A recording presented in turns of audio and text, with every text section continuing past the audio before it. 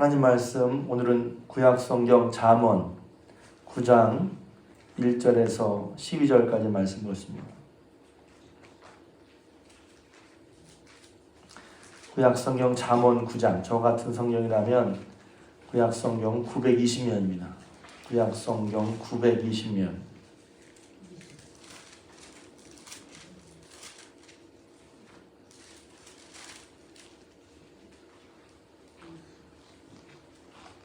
구약성경 920면 잠언 9장 1절에서 12절까지 말씀입니다. 이제 오늘 본문 잠언 말씀인데 제가 계속해서 우리 인생에 대한 인생의 문제를 어떻게 해결해 나가는가 하는 것에 대해서 말씀을 함께 나누려고 하고 있습니다. 잠언은 흔히 이제 지혜, 성경으로 이제 지혜서라고 해요. 지혜서라고 하는데, 네, 잘 아시는 것처럼 하나님께 기도해서 지혜로운 마음을 받았던 솔로몬이 이제 자기가 세상을 보면서, 그러니까 세상의 이치와 상식도 참 여기 많이 들어가 있죠. 그런 걸 통해서 지혜로운 삶을 말하고 있어요. 이제 지혜가 있어야죠. 그래서 또 지혜가 뭔가 하면 또 딱 집어서 말하기는 어려워요. 근데 이제 잠언을 보면, 잠언은 프로버브라 해서 속담 이런 뜻이기도 한데, 속담은 사람에게서 나온 것이지만 오랫동안 사람이 살아온 전통이나 살아온 경험을 통해서 그 속에 하는 반짝이는 어떤 지혜랄까요? 아니면 삶에 꼭 필요한 어떤 그런 것들을 모아놓은 책이죠. 그래서 제가 아는 어떤 사람은 하나님은 잘 몰라도 잠언은 좋아하는 사람들이 있어요. 그런 삶에서 오랫동안 삶을 관찰해 나온 통찰력 있는 말씀들이 잠언에 참 많거든요. 근데 그렇게만 봐도 물론 좋겠지만 이제 잠언은 결국 이제 뭘 말하고 있냐면 하나님과 관계가 있는 거예요. 지혜는 하나님과 결국 관계가 있는 거란 말이에요. 지혜는 하나님 없이 사람의 머리와 생각으로만 통찰력만 생긴 것이 아니라 하나님과 관계가 있다는 것입니다. 잠언 9장 말씀은 원래 이제 제가 나누고 싶은 말씀은 9장 10절인데 다 읽은 이유는 뭐냐면 이제 잠언의 앞부분을 보면 권면을 하고 있어요. 지혜로운 사람이 되라. 지혜를 얻으라. 지혜를 찾으라. 그냥 살지 말고 지혜로운 삶을 살라고 계속해서 권면하고 있습니다. 왜 지혜가 필요한가도 계속해서 앞부분에 1장, 4장, 5장까지 계속해서 지혜로운 삶을 살기를 권면하고 있고, 오늘 9장에서 보면 지혜를 의인화시켜서 말하고 있어요. 지혜가 그의 집을 짓고 7 기둥을 다듬고 그랬거든요. 지혜가 다듬습니까? 그러니까 지혜를 의인화시켜서 지혜가 이렇게 모든 일을 행하는데 필요하다는 것을 역설이 아니라 이제 의인화해서, 지혜를 의인화해서 말하고 있는 거예요. 지혜가 집을 짓고 기둥을 다듬고, 집을 짓고 기둥을 다듬을 때 막 하면 안 되잖아요. 집을 세울 때도 방법이 있고 어떻게 집을 짓는 게 든든하고 안전한 집인가 생각해서 져야 되잖아요. 지혜가 그렇게 한다는 거예요. 지혜가. 그러면서 말하기를 이제 10절에 보면 여호와를 경외하는 것이 지혜의 근본이라는 거예요. 이 말씀을 하고 싶은 거예요, 제가.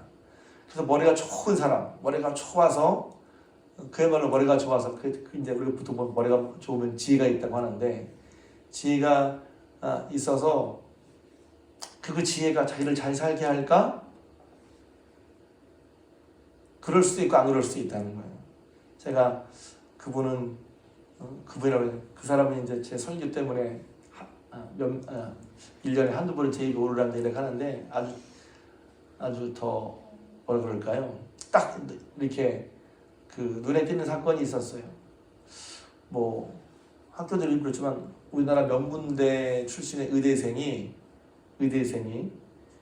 신입생 환영인가 MT를 가서 이제 머리 좋아지니까 의대까지 갔겠죠. 얼마나 공부를 또 열심히 했겠어요. 갔는데 무슨 일이 벌어졌냐면 MT에 가서 이제 같이 간 여학생을 이제 추행을 했어요.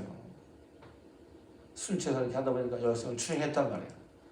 그래서 그 추행을 때문에 결국은 이제 그 의대에서 떨어지게 되고 징계를 받게 됩니다.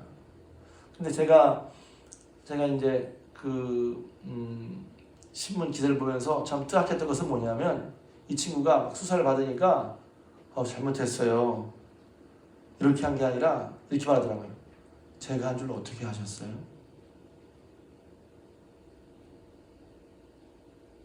그러니까 자기가 죄가 밝혀졌을 때 제가 있어요.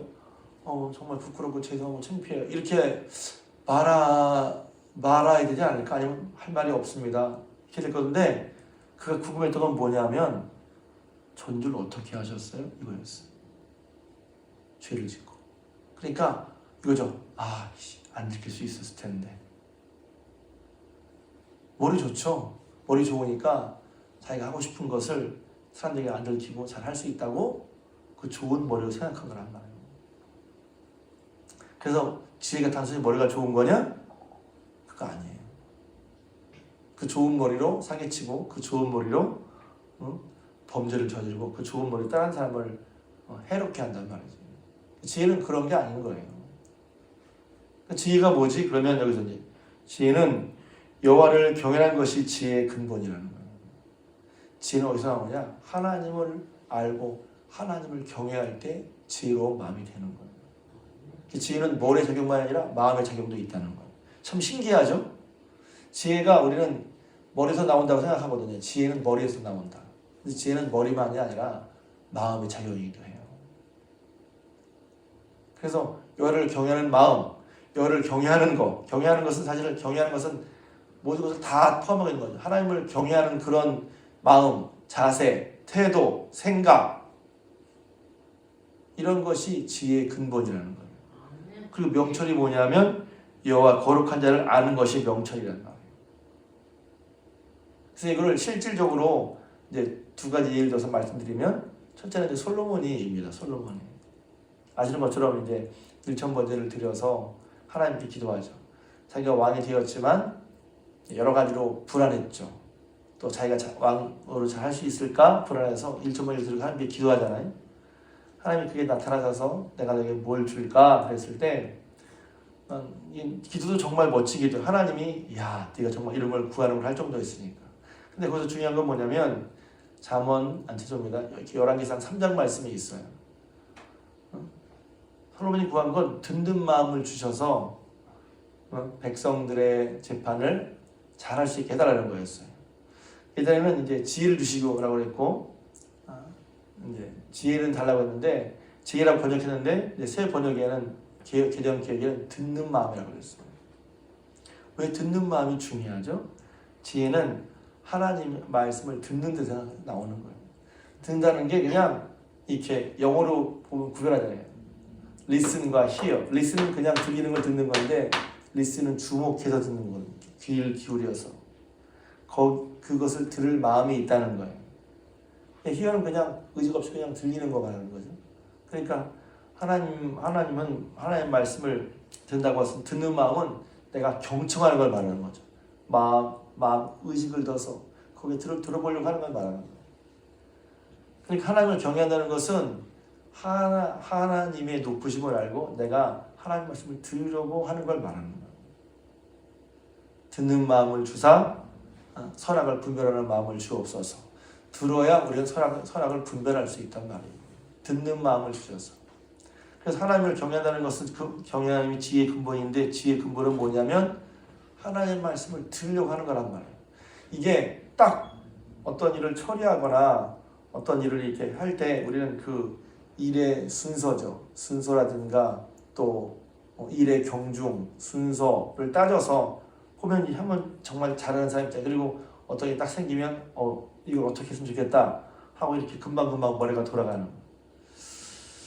와, 지혜롭다 할 수도 있죠. 근데 결국 그 하고자 하는 바가 뭐냐도 굉장히 중요한 거예요. 하고자 하는 바가 뭐냐. 그래서 단순히 머리 좋은 것만 지혜냐? 그 머리 좋은 것을 아까 말한 것처럼 그런 마음이 그렇지 못하면 그 머리 좋은 것으로 다른 사람을 괴롭히고 자신도 파괴한단 말이죠.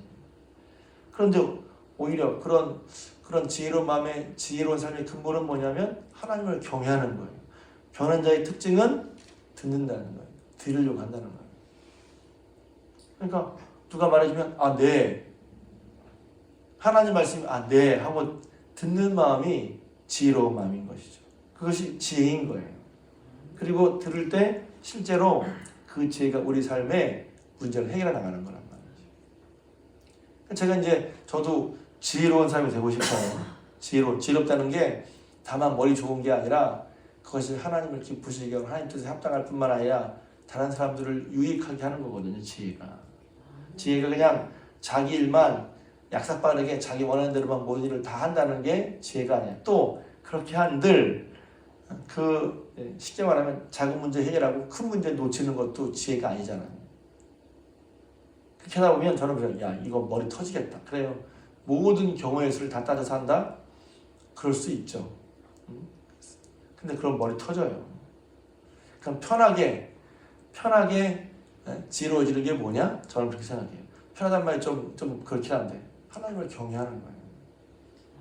하나님을 경외하는 마음으로 모든 일 속에 모든 상황 속에 들어가서 말하고 생각하고 판단하는 거예요.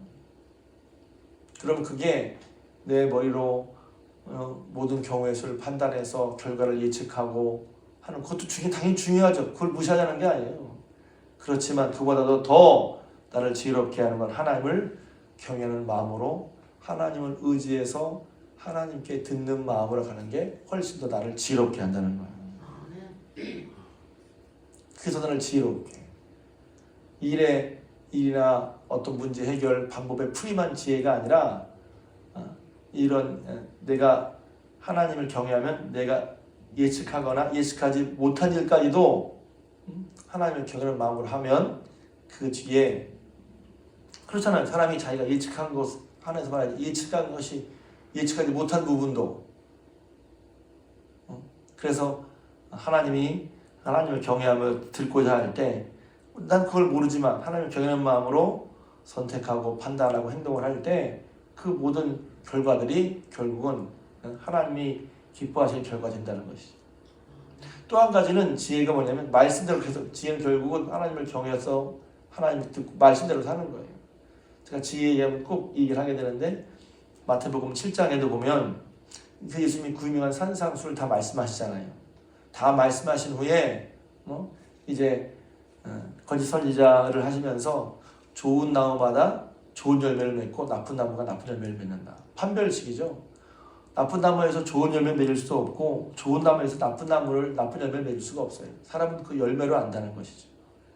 참 기가 막힌 어쩜 그렇게 놀라운 말씀을 하시죠. 사람은 그래서 열매로 하는 거예요. 열매로. 내가 내 생각에 좋은 사람이야? 내 생각에 괜찮은 사람이야? 아니 열매로 봐야지. 사람은 그런 게 있거든. 나 머릿속으로는 내가 이런 사람이야. 그런데 내가 누구인지 알려면 내가 무엇을 생각하고 내가 무엇을 말하고 있기보다 내 열매로 알아야 되는 거예요. 내가 나를 볼 때도 내가 진정한 내가 누구야. 내 열매로 알아야지. 열매로 아는 거지. 그러면서 예수님이 하신 말씀이 뭐냐면 그러므로 나의 이 말을 듣고 행하는 자는 그 집을 반석 위에 세운 지혜로운 사람 같으리니 그랬거든요. 저는 이게 깨달은 건 지금 이게 그래서 깨달은 게 뭐냐면 제자 훈련 하다가 제자 훈련 꽤 오래됐어요. 10년 더 된 것 같아요. 어떤 분이 지혜를 얘기하다가 지혜는 이거네요 하는데 정말 그 말이 지혜였어요. 나의 말을 듣고 행한 사람은 그 집을 반석에 세운 지혜로운 사람 같으리니. 그래서 지혜가 뭐냐면 나의 말을 듣고 행하는 사람. 그런 사람이 바로 지혜로운 사람이라는 거예요. 성경에 지혜로워지고 싶어요. 지혜가 있고 싶어요. 근데 지혜가 딱 나와. 나의 이 말을 듣고 행하는 사람은 그 집을 반석 위에 세운 지혜로운 사람 같으니 그랬고 조금 더 반석 위에 세우는 거랑 지혜랑 무슨 관계가 있지? 보면 또 재밌어요. 성경을 그래서 보면 예수님의 비유는 놀랍단 말이에요. 제가 설교도 하긴 했으니까 그러나 설교를 한 번 한다고 여러분 무시해서 그냥 다 알고 또 다 기억나는 게 아니잖아요. 왜 반석 위에 세우는 사람이 지혜로운 사람이죠? 그게 결국은 이제 제가 처음에 이 설교를 여러 번 준비하다 그랬어요. 사람이 집을 지을 때 허물어지는 집을 짓고 싶을까요? 든든한 집을 짓고 싶을까요? 이거 물어볼 필요가 없어. 다 든든한 집 짓고 싶어요. 그렇게 말한단 말이지. 근데 왜 반석에 집을 안 짓고 모래에 집을 질까요? 제가 준비하다가 맞아, 집을 지으려면 다 든든한 집, 흔들리지 않는 집, 어떤 상황에서도 집은 나를 지켜야 되니까 그런 든든한 집을 짓고 싶을 텐데 왜 사람들이 반석이 안 짓고 모래 위에 짓지? 그건 거죠.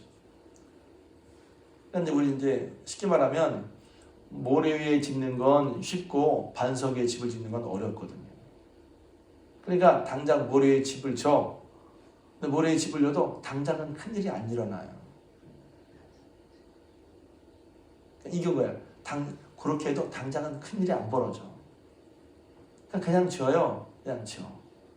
근데 반석의 집을 짓는 건 힘든 거예요.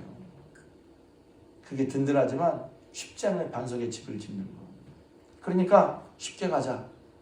모래 위에 집을 짓는 거죠. 괜찮아. 쉽게 말하면 말씀을 듣고 지키는 거니까 이 말씀을 듣고 지키는 사람은 반석의 집을 짓는 거예요. 그러니까 말씀을 듣고 이런저런 것이 어려워서 말씀대로 안 해도 당장 큰일이 안 벌어져요. 말씀대로 하면 당장 뭐 이러면 어휴 하고서 그럴 거야. 근데 말씀대로 안 해도 당장 큰일 안 벌어집니다. 그런데 뭔 일이 생깁니까? 비가 오고 바람이 불고 창수가 나고 이것은 이제 두 가지를 상징하는데 고난이 올 때, 인생의 어려움이 올 때, 그리고 마지막 날이기도 합니다. 마지막 때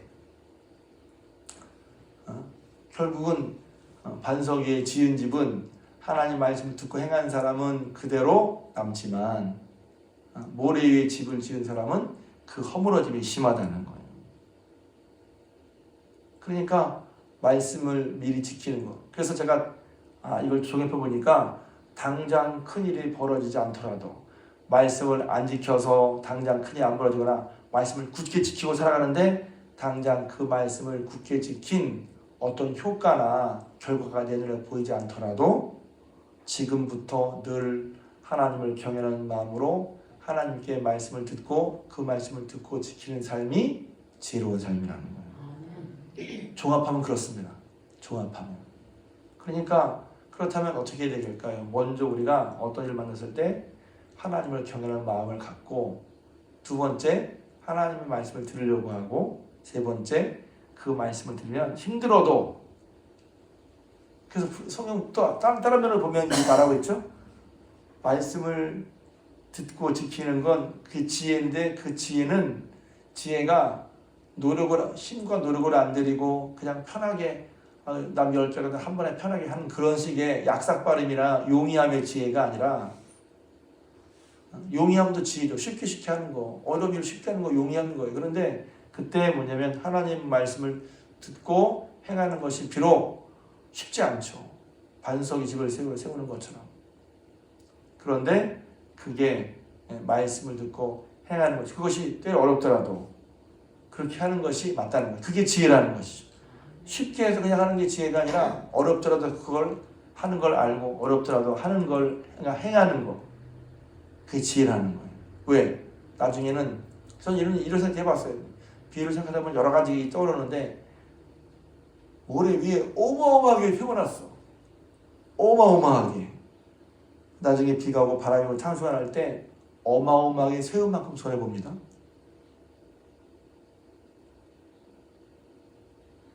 그래서 이렇게 해봤어요. 야, 이게 모래 위에 어마어마하게 세워놨어. 모래 위에. 그럼 비가 오고 창수 바람이 불면 어마어마하게 세운 것만큼 손해보는 거예요. 다 날아가요. 그래서 모래 위에 어마어마하게 세운다는 것을 자랑할 필요 없다. 부러워하지도 마라. 반석 위에 집을 짓는 것이 힘들지만 지혜롭다는 거예요. 그리고 그렇게 하는 것이 지혜라는 것이죠. 그래서 우리가 인생에 어떤 문제를 만나면 우리는 방법을 많이 생각해요. 방법, 쉽게, 빠르게, 좋게.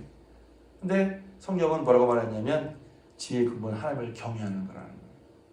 듣고 분별하는 마음이라는 거예요. 그리고 말씀을 듣고 그 말씀을 행하는 것이 당장 눈에 드러나지 않더라도 효과가 나지 않는 것처럼 보여도 그리고 그 말씀을 하는 게 힘들고 어려워도 말씀을 듣고 지키는 게 지혜라는 것이죠. 성경에 말하는 말은 그런 거죠. 그러니까 지혜로운 삶은 바로 이런 삶을 말하는 거죠. 여러분들이 인생의 여러 가지 일들 앞에서 성경에 말하고 분명히 말하고 있는 바 지혜로운 삶을 살아가신 저렴 되시기를 주님의 이름으로 부탁을 드립니다.